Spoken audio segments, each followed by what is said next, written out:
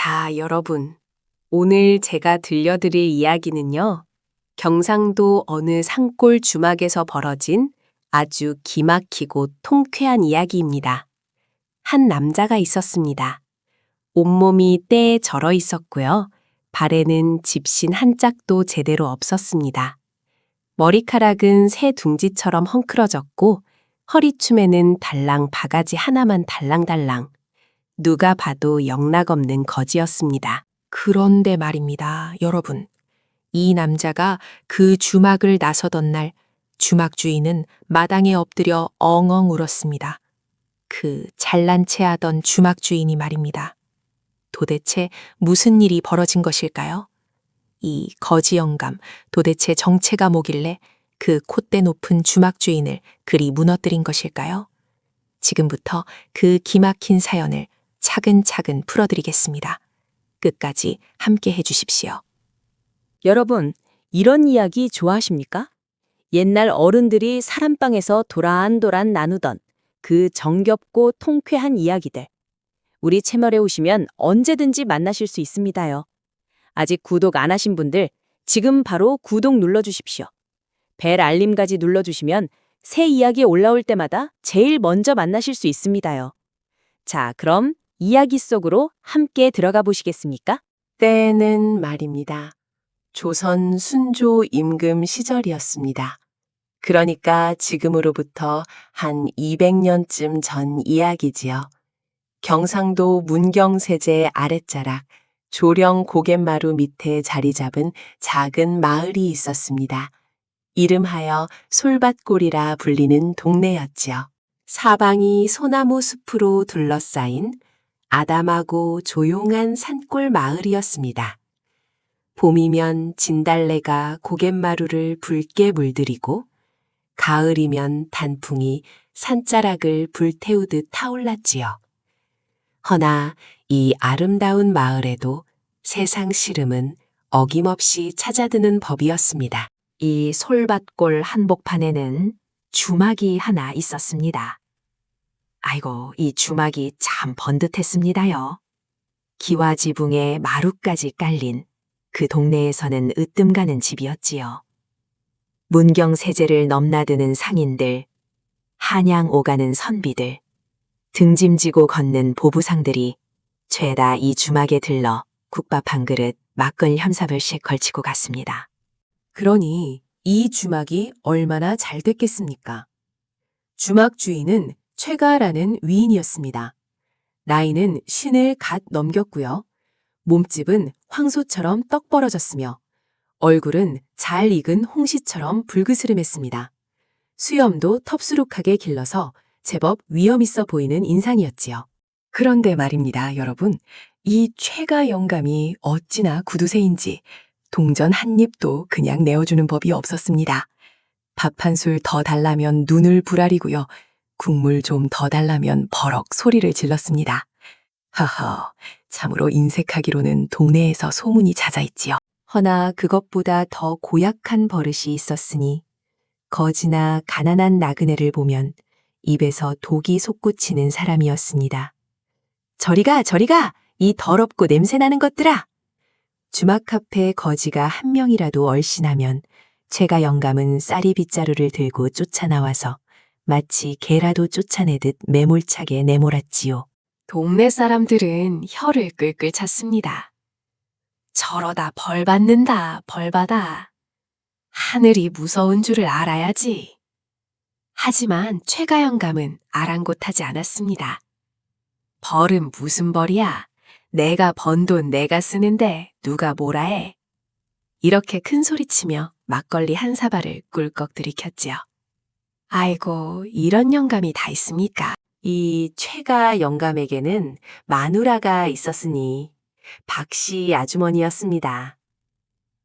이 박씨 아주머니는 남편과는 정반대로 마음이 콩알만큼씩은 여린 사람이었지요. 남편 몰래 거지에게 밥 한 술 퍼주다가 들켜서 혼쭐이 난 적도 한두 번이 아니었습니다.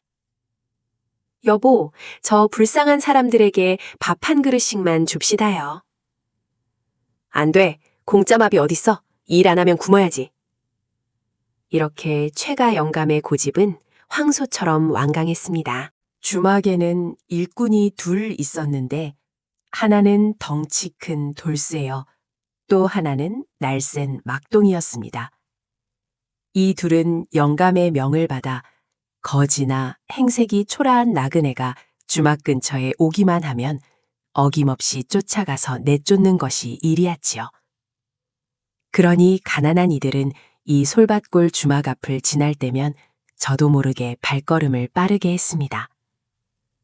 애구머니나 이런 고약한 세상이 다 있었습니까? 자, 바로 그해 가을이었습니다.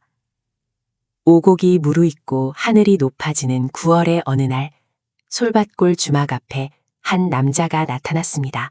바로 이 남자가 오늘 이야기의 주인공이었지요. 이름은 아무도 몰랐습니다. 그냥 떠돌이였으니까요. 나이는 50 중반쯤 되어 보였고요. 키는 훤칠하게 컸습니다만 몸은 장대처럼 말랐습니다. 얼굴은 바람과 햇볕에 가죽처럼 탔고 수염은 제멋대로 자라 입가를 덮었습니다. 입고 있는 옷은 보십시오. 여기저기 헝겊을 이어붙인 것이 제대로 된 옷이라 하기도 민망했습니다. 발에는 집신도 없었습니다. 그냥 맨발로 걸어왔지요. 발바닥은 황소 발바닥처럼 두껍게 굳어 있었고 발뒤꿈치는 갈라져서 피가 배어 있었습니다. 허리에는 낡은 보자기 하나, 그리고 바가지 하나. 그게 전 재산이었습니다. 어허, 이 남자가 주막 앞에 서서 냄새를 킁킁 맡았습니다. 가마솥에서 뭔가 구수한 게 끓고 있었거든요. 설렁탕 냄새였습니다. 뼈다귀를 고아 만든 그 뽀얀 국물이 장작불 위에서 보글보글 끓으며 냄새를 풍기고 있었지요.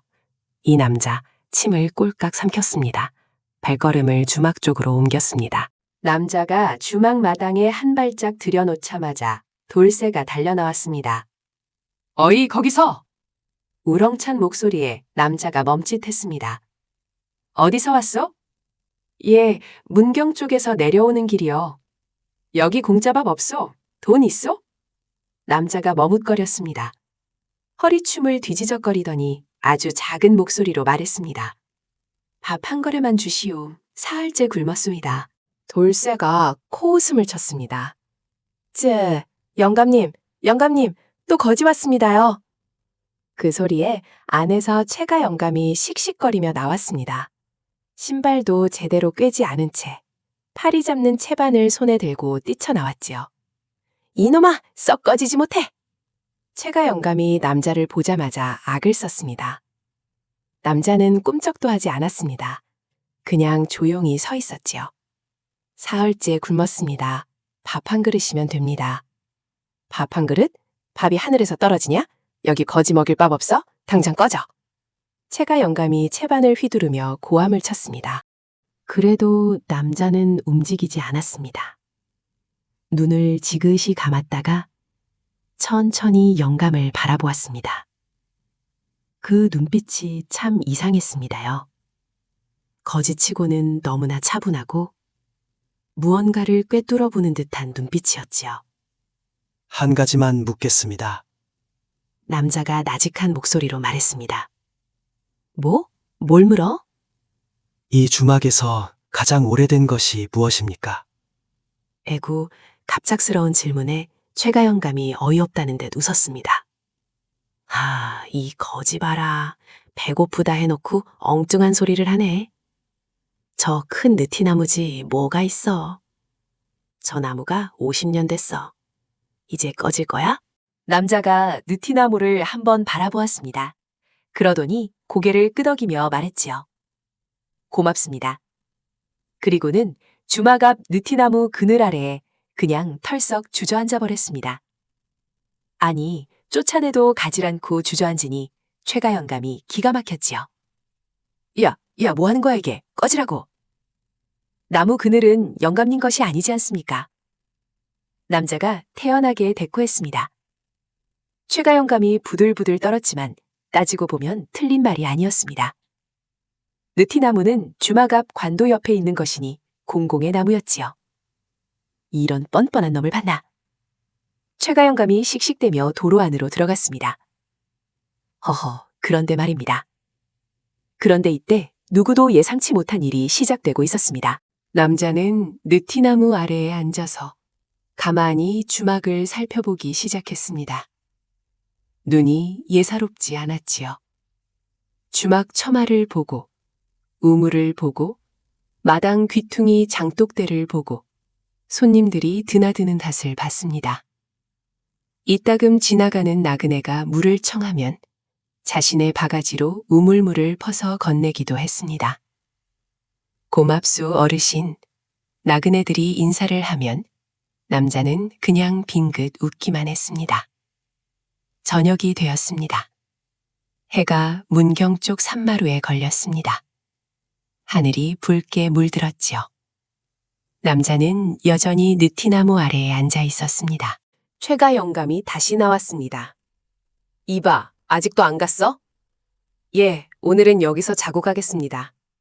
뭐? 이 뻔뻔한 놈? 길 위에서 자는 것도 죄가 됩니까? 최가 영감이 할 말을 잃었습니다. 관도 옆 느티나무 밑에서 잔다는데 막을 수도 없는 노릇이었으니까요. 결국 영감은 이를 갈며 안으로 들어갔습니다. 밤이 되었습니다. 찬 이슬이 내려앉는 가을밤이었습니다. 남자는 낡은 보자기를 덮고 느티나무 뿌리를 베개 삼아 누웠습니다. 별이 총총한 밤이었지요. 그런데 그 밤 남자의 귓가에 이런 소리가 들려왔습니다. 주막 안에서 나는 소리였습니다. 여보, 저 불쌍한 사람 박 좀 줍시다. 박씨 아주머니의 목소리였지요. 안 돼. 한번 봐주면 또 오고 또 오면 또 봐줘야 하는 법이야. 절대 안 돼. 최가 영감의 단호한 목소리가 돌아왔습니다. 남자는 하늘의 별을 바라보며 조용히 눈을 감았습니다. 입가에 아주 희미한 미소가 번졌습니다. 마치 무언가를 알고 있는 것 같은 그런 미소였지요. 다음 날 아침이었습니다. 이른 새벽부터 장사 준비로 분주한 주막이었지만 느티나무 아래 남자는 여전히 그 자리를 지키고 있었습니다. 아침 해가 솔밭골을 환하게 물들일 즈음 한양 쪽에서 상인 일행이 왔습니다. 상인이 넷이었는데 모두 등짐을 잔뜩 지고 왔지요. 상인들이 주막마당에 들어서려다가 느티나무 아래 남자를 보았습니다. 상인 중 하나가 물었습니다. 어르신, 이 주막이 밥이 맛있습니까? 남자가 천천히 입을 열었습니다. 밥은 맛있지요. 그럼 됐군요. 들어가서 아침이나 먹어야겠어. 그런데 남자가 말을 이었습니다. 허나 주인이 좀 고약하오. 상인이 멈칫했습니다. 고약하다니요? 손님을 손님으로 여기지 않고 돈주머니로 보는 사람이요. 적당히 드시고 나오시오. 상인들이 서로 눈짓을 나눴습니다. 허허, 특이한 어르신이시네. 그래도 배고프니 먹어야지요. 상인들이 주막으로 들어갔습니다. 한참 뒤 상인들이 나왔는데 표정들이 그다지 밝지 않았습니다. 어르신 말씀이 맞았소. 국물에 소금간도 없더이다. 그러면서 값은 제대로 다 받는군요. 상인들이 투덜대며 떠났습니다. 이것을 문틈으로 들여다보던 최가 영감 눈에서 불이 번쩍 났습니다. 저 거지 새끼가 내 장사를 망쳐? 돌쇠를 불렀습니다. 돌쇠야, 저놈 당장 쫓아내. 돌쇠가 쫓아나왔지만 남자는 그 자리에서 꼼짝도 안 했습니다. 어디 때려보시오. 남자가 차분하게 말했습니다. 덩치는 돌쇠가 훨씬 컸지만 이 남자의 눈빛 앞에서 돌쇠의 손이 멈췄습니다. 함부로 사람을 때리면 관아에 고하겠소. 결국 돌쇠도 물러났습니다. 최가 영감이 부들부들 떨었지만 어찌할 도리가 없었지요. 바로 이때부터였습니다. 남자가 본격적으로 움직이기 시작한 것이. 남자는 날마다 느티나무 아래에 앉아 있었습니다. 사흘이 지났습니다. 나흘이 지났습니다.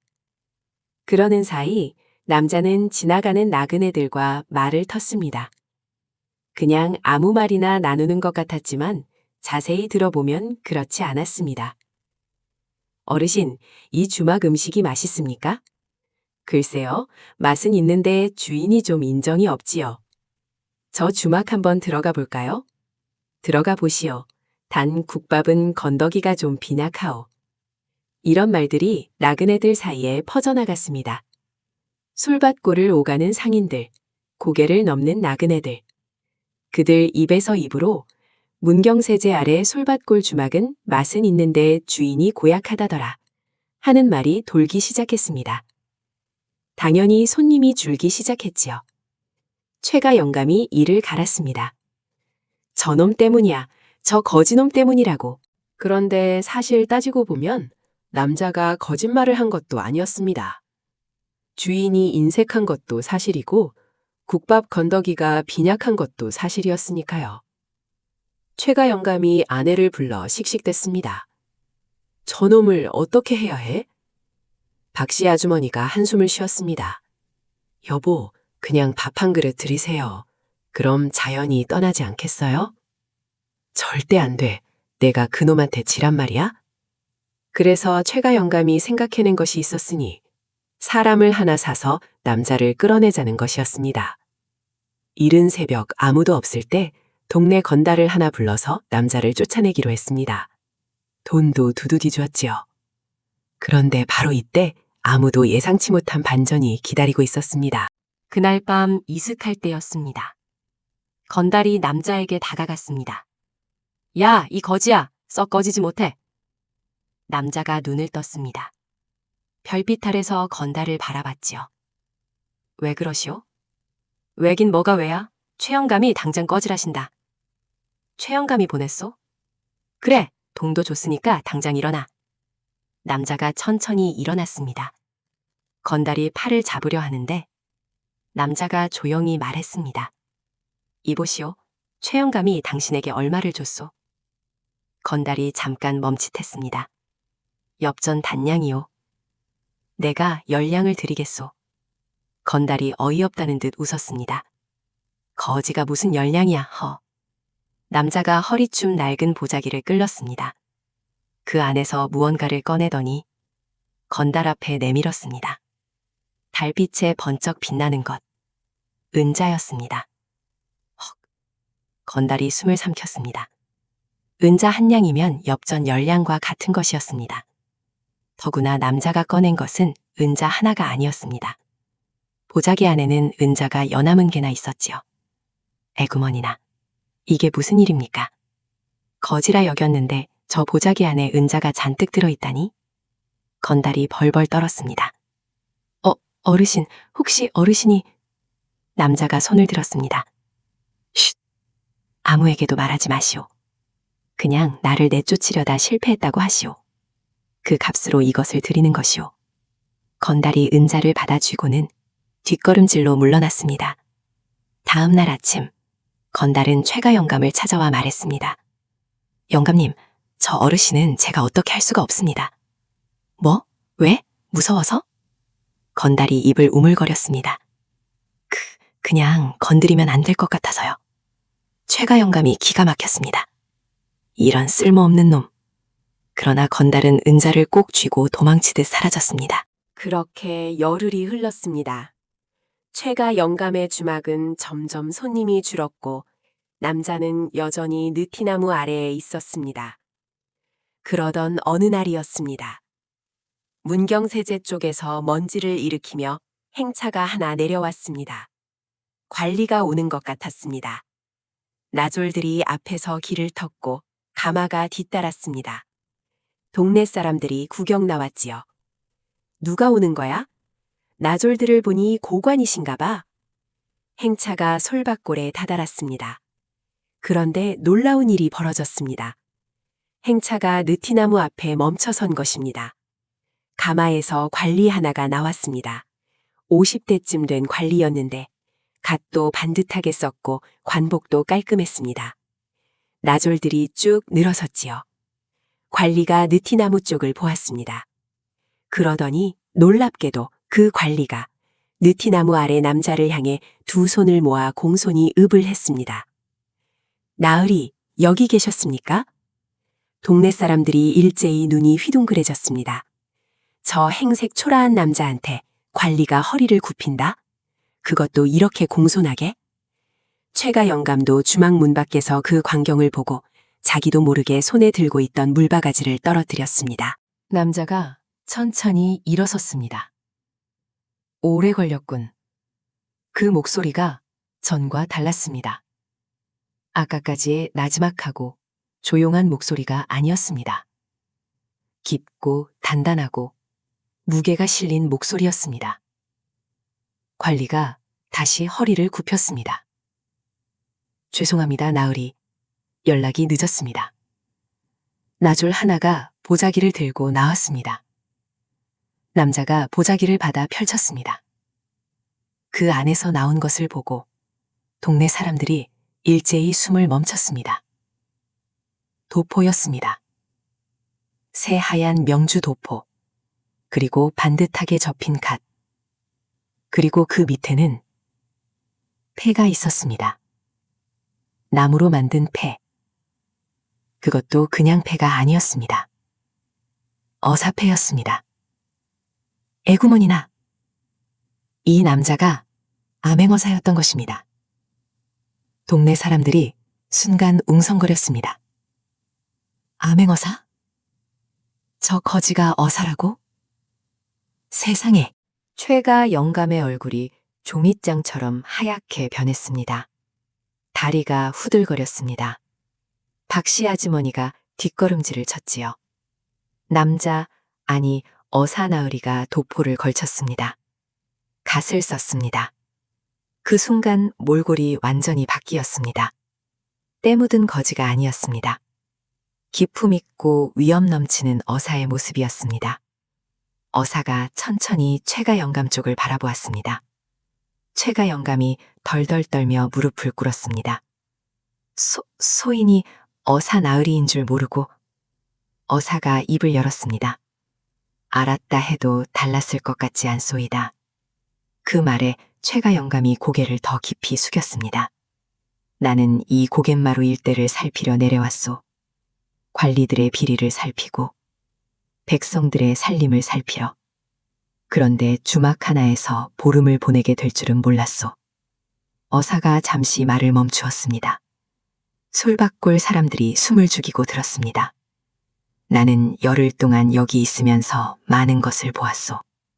이 마을 사람들이 얼마나 부지런한지, 고갯마루를 오르내리는 나그네들이 얼마나 고달픈지, 그리고 어사의 눈이 최가 영감에게 꽂혔습니다.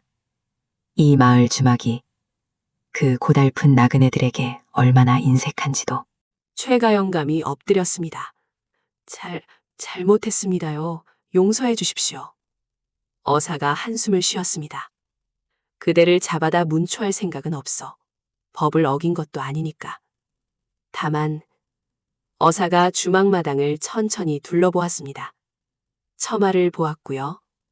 우물을 보았고요. 장독대를 보았지요.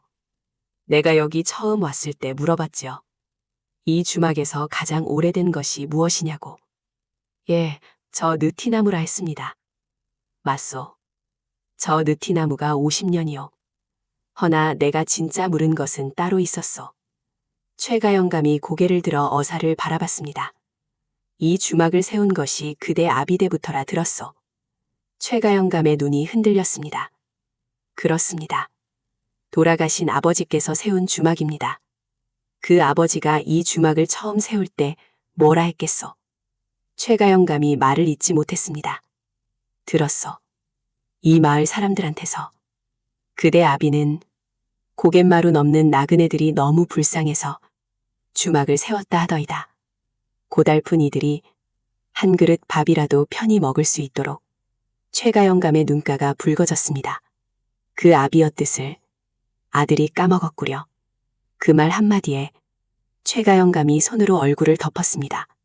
어깨가 들썩였습니다. 평생 60만 채우며 살아온 영감이 그 말 한마디에 무너져 내린 것입니다.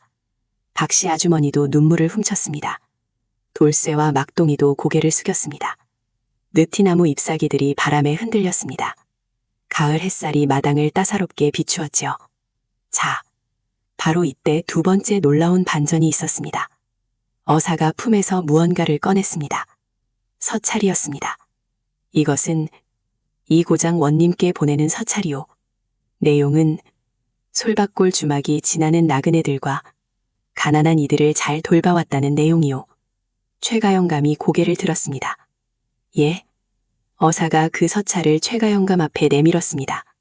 내가 여기 있는 열흘 동안 박씨 아주머니가 남편 몰래 나한테 물이라도 가져다 주지 않았소. 돌쇠가 나한테 달려들다 멈춘 것도 봤소. 막동이 녀석이 새벽에 몰래 밥 한 덩이 나뭇잎에 싸서 가져다 준 것도 봤소. 최가영감이 눈을 크게 떴습니다. 그리고 그대도 봤소. 예? 저를요? 사흘쯤 되던 밤, 그대가 마당에 나와 한참 올려다봤소. 별을 보며 중얼거렸지요. 아버지 얼굴을 닮은 별이 있다고. 그때 나는 알았소. 그대 안에도 아직 아비의 마음이 남아있다는 것을. 최가영감이 결국 흐느꼈습니다. 엉엉 우는 소리가 마당을 가득 채웠습니다. 잘못했습니다요, 나으리. 아버지가 세운이 주막인데 제가 욕심에 눈이 멀어서. 어사가 손을 들어 최가영감을 일으켰습니다. 일어나시오. 죄를 묻는 것이 아니라 마음을 돌이키길 바라는 것이오. 자, 그럼 여기서 복선들이 하나씩 회수되었습니다. 처음에 어사가 물었지요. 이 주막에서 가장 오래된 것이 무엇이냐고. 그것은 단순한 질문이 아니었습니다. 이 주막의 뿌리가 무엇인지, 어떤 마음으로 세워진 것인지를 확인하는 질문이었습니다. 또 기억하십니까? 어사가 보자기에서 꺼낸 은자, 건달에게 보여준 그 은자들, 나그네들에게 물을 퍼주던 바가지. 그 바가지는 단순한 바가지가 아니었습니다. 어사가 전국을 다니며 민심을 살필 때 백성들의 사는 꼴을 가까이서 보기 위한 도구였지요. 그리고 또 하나, 맨 처음 남자가 주막 앞에 섰을 때 박씨 아주머니가 어떻게 했습니까? 밥을 주자고 했습니다. 그 마음이 결국 어사의 서찰을 이끌어낸 것이지요. 선한 마음 하나가 결국 주막을 살린 것입니다. 어사 일행이 떠나던 날이었습니다. 어사가 말에 오르면서 최가영감을 돌아봤습니다. 이 주막에서 마지막으로 뭔가를 받아가고 싶소. 무엇이든 드리겠습니다, 나으리. 밥 한 그릇이요. 최가영감이 눈물을 줄줄 흘렸습니다. 설렁탕이라도 되겠습니까? 넉넉히 주시오. 그날 박씨 아주머니가 설렁탕을 끓였습니다. 건더기를 아주 넉넉하게 담아서요. 어사가 한 그릇을 다 비웠습니다. 맛있소. 감사합니다요. 어사가 말에 올랐습니다. 그리고 출발하려다 멈칫했습니다. 뒤를 돌아보며 말했습니다. 앞으로 이 주막을 지나는 가난한 이들이 밥을 청하거든 내 이름으로 한 그릇씩 줘도 좋소. 최가영감이 엎드렸습니다. 반드시 그리하겠습니다요. 어사의 행차가 멀어졌습니다. 먼지를 일으키며 문경 쪽 고갯길을 향해 오르기 시작했지요. 최가영감은 그 뒷모습이 보이지 않을 때까지 마당에 서서 손을 모으고 있었습니다. 자, 그 뒤에는 어떻게 되었을까요? 최가영감은 달라졌습니다.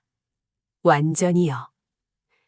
주막 앞에 밥 한 그릇 청하러 오는 거지가 오면 이제는 쫓아내지 않았습니다. 오히려 박씨 아주머니 보고 밥을 담으라 했지요. 국물도 넉넉히 담아줘요. 처음에 박씨 아주머니가 어리둥절했습니다. 여보, 제가 잘못 들은 겁니까? 아니, 어서 담아줘요. 하하, 제가 영감이 변한 것이지요. 사람이 변하는 게 쉽지 않습니다만 이 영감은 변했습니다. 그러자 신기하게도 주막 손님이 들었습니다. 인심 좋은 주막이라는 소문이 나기 시작한 것입니다. 저 주막 주인이 달라졌다더라. 거지한테도 밥을 준다더라. 그 주막 설렁탕이 맛있다더라. 소문이 퍼질수록 손님이 늘었고 손님이 늘을수록 살림이 나아졌습니다. 아이고 이것 봐요. 인색하게 굴었을 때보다 훨씬 잘 됐지 뭡니까? 하늘이 무서워라 했습니다. 어른들이 늘 하셨던 그 말씀이 이 최가영감 이야기에도 딱 맞아떨어지지 않습니까? 그리고 몇 해 뒤, 어사나으리가 높은 벼슬에 오르게 되었다는 소식이 들려왔습니다. 그 소식을 들은 최가영감이 느티나무 아래에 가서 앉아 하늘을 올려다보았습니다. 그리고 중얼거렸지요.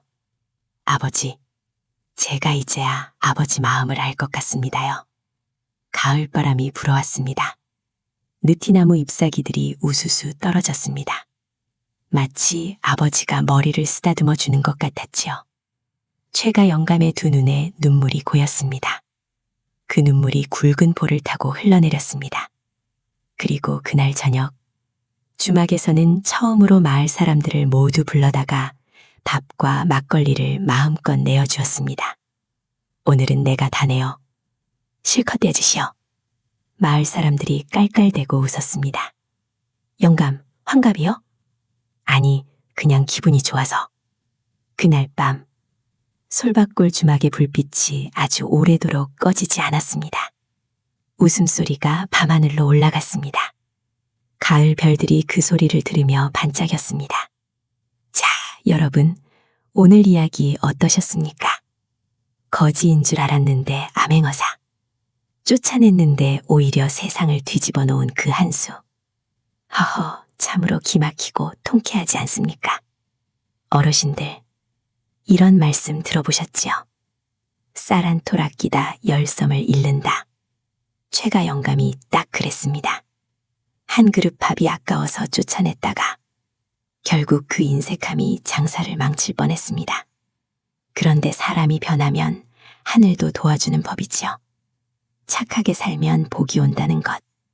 권선징악은 이야기 속에만 있는 것이 아니라 바로 우리 삶 속에도 있는 것입니다요.